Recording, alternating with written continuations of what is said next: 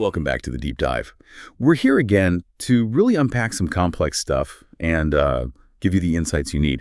Today, we're plunging into something I think most of us have experienced somehow, the fascinating evolution of language teaching. I mean, have you ever stopped to think about how we got from, just memorizing lists of words to these super immersive language courses you see now?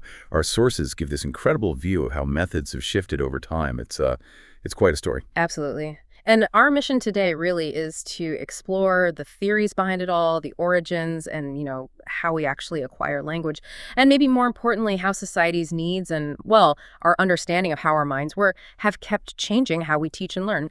Think about language itself. It's not just words, right? Okay. It's a whole text, spoken or written, a unified thing. Linguists like Halliday and Hassan talked about this sort of dynamic interplay of signs. It's one of our most powerful tools, and it keeps evolving.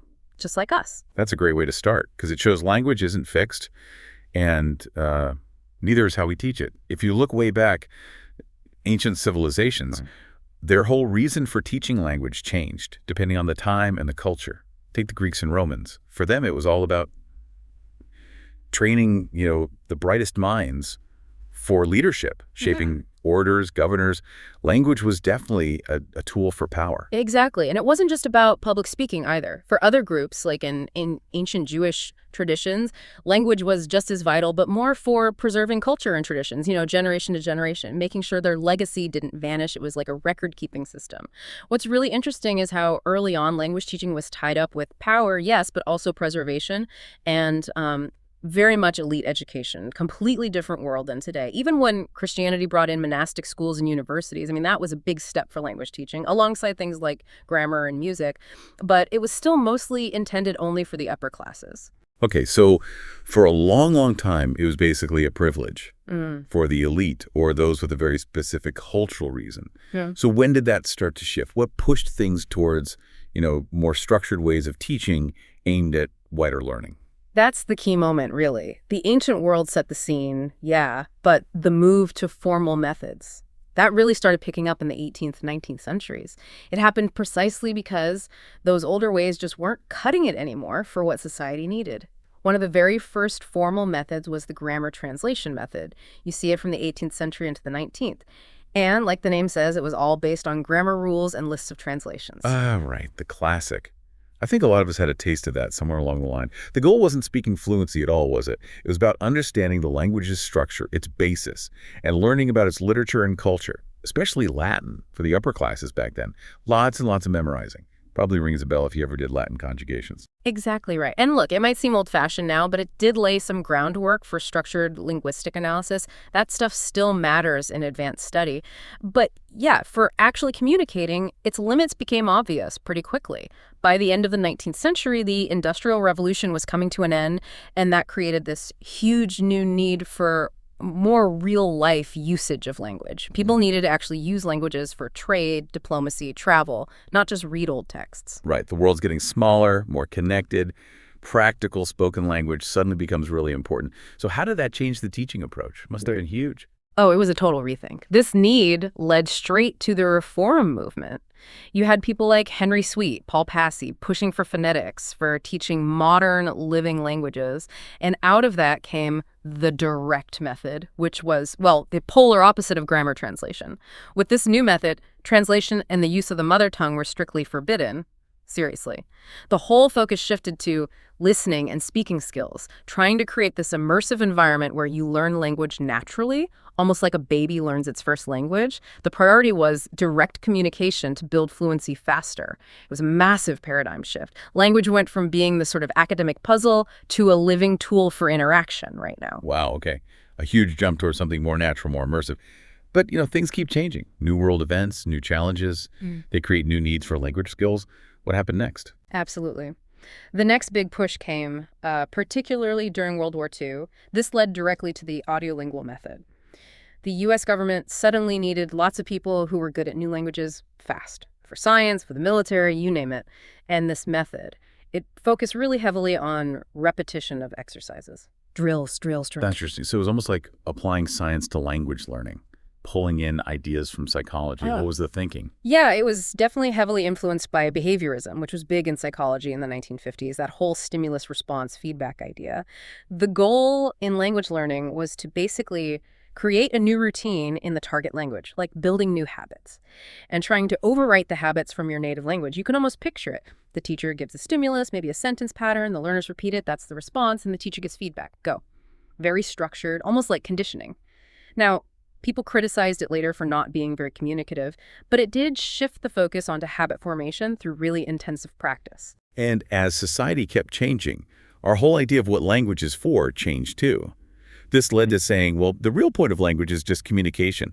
It got described as a conscious and active process method focused on accuracy and communication. Exactly. That marked a big shift towards seeing language not just as rules, but as, a social tool, how we use it in the real world. Right. And that idea, language as a social tool, then kind of sparked this deeper rethink in the 70s and 80s. Our sources call it the humanistic turn. Here, the focus zooms right in on the learner, their feelings, their active role, their own path. One really clear example is the silent way from Catania. How did that put the student first? Well, in the silent way, the pupils are the protagonists, the teacher. They stand aside, remaining silent as far as possible. Imagine the teacher might use physical things like Cuisenaire rods, those colored sticks. They might say, the green rod is bigger than the red one, just once. Then it's up to the students to use the rods, figure things out, make their own comparisons and sentences. The whole point is getting learners to speak in the target language and keep them using it for as long as possible, mostly through their own discovery. That really is hands-off from the teacher side. Okay, then you had methods that took a completely different angle on being humanistic, almost like therapy. Tell us about Suggestopedia. Suggestopedia, yeah. Developed by Lozanov, it focuses hugely on relaxation. The idea is that learning happens kind of accidentally and naturally if you're calm and open to it. The classroom environment is key. Picture this. Students might actually lie on the floor, soft lighting, music playing. The teacher reads sentences almost as if it were a concert, using different tones, low and high tones, even hand gestures. This very engaging, almost theatrical delivery helps students suggest the words from the teacher's gestures, maybe guess meanings from contextual clues, even if they don't know every word. It's really radical compared to traditional classrooms. Big emphasis on the subconscious. Wow, that sounds incredibly calm. What a difference in the drill methods. And another one from this time, focused on supporting connection, is community language learning. CLL Kern's idea. How did that build a community feeling? CLL was designed specifically for adults. It's very learner-centered, and it explicitly draws parallels to counseling. Students sit together, maybe in a circle, and they speak initially in their native language, L1. When someone wants to say something, the teacher, who acts kind of like a counselor or translator, helps them say it in the target language, maybe records it. That recording then becomes the text for later lessons, focusing on pronunciation, grammar that came up naturally, and interestingly, there's no formal testing. Learning happens through conversation and that shared group experience. So what's the big takeaway here? This goes beyond just language, right? It's about learning itself. Absolutely. For CLL, the belief is you have to nurture both the cognitive side, the thinking, understanding, and the emotional aspects of the learners. That makes the teacher-student relationship crucial, super important.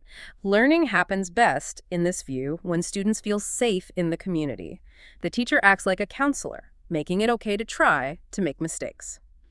It really brings up a big question, doesn't it? How much does our emotional state affect how well we learn a language? We often focus on the brainy stuff, but these humanistic methods remind us learning involves the whole person. That's a really powerful point. It shows how much our view of learning itself has broadened. Okay, so moving into the 80s and onwards, we get the rise of what's pretty much the main approach today, the communicative approach. You can see how it grew out of those humanistic principles we just talked about. It puts students at the center of learning, and it's all about using authentic, meaningful resources and using the target language to teach actual real-life skills. Right. And a key difference from some earlier methods, it values fluency often as much as, or even more than, perfect accuracy. It also tries to integrate all four skills, listening, speaking, reading, writing, right from the start. And mistakes. They're seen as a natural part of learning, not failures to be stamped out. It's also important to remember it's not a single method with rigid rules. It's more like a philosophy, a blend of techniques working towards that main goal, communication. Exactly, a philosophy, not a strict recipe. And under this big umbrella, you find specific methods like the natural approach from Krashen and Terrell. What was their big idea? Their really revolutionary claim was that adults can still acquire most parts of a second language, maybe everything except perfect native-like pronunciation or phonology. They made this distinction. Adults can acquire language, sort of soak it up subconsciously like kids do with their first language, but they also consciously learn grammar rules because, well, they have that cognitive ability. It really prioritizes communication over rigid language structures, get the message across, and it puts a huge emphasis on a critical role of vocabulary.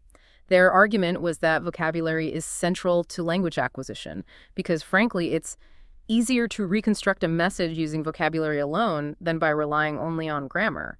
You can string nouns and verbs together and be understood, even if the grammar isn't perfect. That makes so much sense, especially recognizing how adults learn differently. Okay, building on that practical use idea, you get task-based learning. That's an approach focused on communicative tasks, right? Where learners have to use language to accomplish specific goals or outcomes.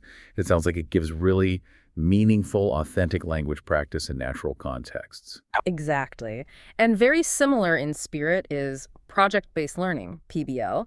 Here, students acquire knowledge and skills by engaging in an extended project, something that explores a real-world, complex question, problem, or challenge. It's very hands-on, promotes active exploration. You're really getting learners to do things with the language, solve problems. Yeah, these methods sound like they really make you use the language for real purposes. Yeah. And of course, today, you can't talk teaching without technology. The flipped classroom is a perfect example. This is where students might do the initial learning at home, maybe watch a video, do some reading, and then use class time for interaction, problem solving. Our sources say students often take the role of the teacher through tasks, activities, or with the use of gamification, maybe preparing something to present, often stuff practiced at home. And it highlights how the internet also connects educators to a wider community, sharing resources, ideas, and the importance of using technology, such as games or quizzes, to keep things engaging, especially for younger learners. Absolutely. And if you look at the big picture, all these modern methods, TBL, PBL, flipped classroom, they really reflect this core idea that language is for doing things, not just knowing about things. And technology, it's become this, well, indispensable partner in making that happen, empowering learners, making them active. So bring it all together. How does this whole history, this evolution, actually look in, say, an English as a foreign language classroom today? Our sources mention how this understanding fits with modern educational goals, like supporting foreign languages through an inclusive approach, developing key competences like multilingualism and cultural awareness, and they even gave a really fun, practical example to make these theories stick. The language method burger challenge. Can you picture this? Students build a paper burger. They add ingredients, tomato, cheese, lettuce, but each ingredient represents a teaching method. So to add the cheese, maybe you have to explain the direct method, give a short description, example, or key feature. The goal might be the tallest or fastest burger. It turns studying these sometimes dry theories into something fun, visual, and competitive. That's a fantastic example. It shows how you can make even complex theory really engaging and memorable. And ultimately, whatever method or activity a teacher chooses, whether it's building a paper burger or having a deep philosophical debate, the key principle needs to be the same. It must follow an inclusive and escalated approach, making sure all learners can get involved, access the material, and be challenged in a meaningful way. That's right in line with Universal Design for Learning, UDL principles, meeting every student where they are. Wow, what a journey we've covered. From ancient Greece training orders to preserving culture, through grammar rules, drills, silent classrooms, therapy-like sessions, all the way to today's focus on communication, tasks, projects, and tech. It really shows, as our sources say, that the exploration of language demonstrates the complexity and richness that human communication achieves through its continual evolution.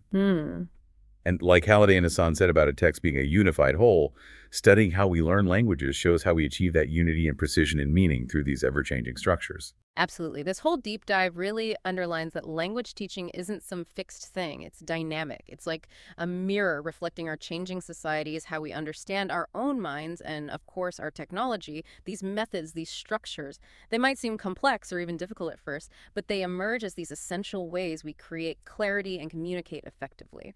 So thinking about all this evolution, how much things have changed because of societal needs, psychology, technology, here's something to chew on. What do you think the next big revolution in language learning will be, especially with things like AI getting so powerful? How might that completely reshape what we even mean when we say we acquire a language? Well,